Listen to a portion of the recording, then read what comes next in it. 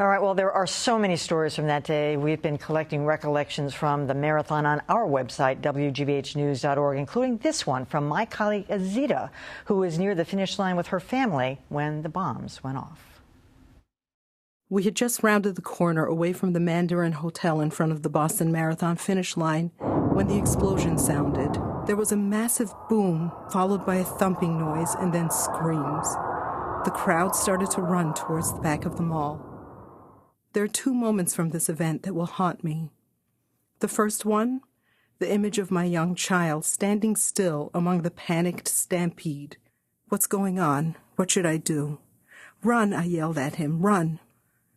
And we ran. It was instantly clear we were in the midst of a disaster. People crying, frantically trying to reach loved ones, and the incessant surround sound of sirens. We made our way through Kenmore Square as optimistic runners were being met by a mix of cheers and tears. Earlier in the day, I had used those runners as an example of endurance and perseverance.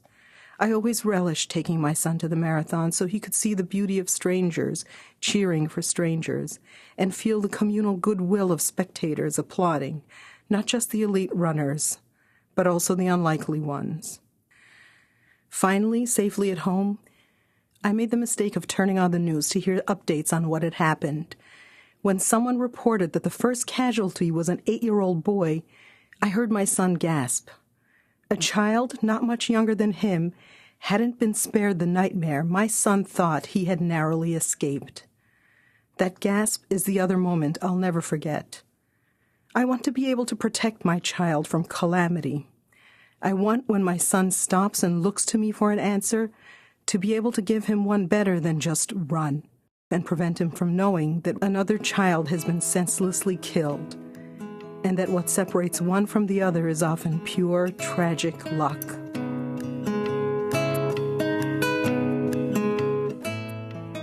A year has now passed, and once again, friends, parents, children, and strangers will come to cheer the runners, because we're part of this tribe of humanity, and because the Boston Marathon will always be the quintessential family event.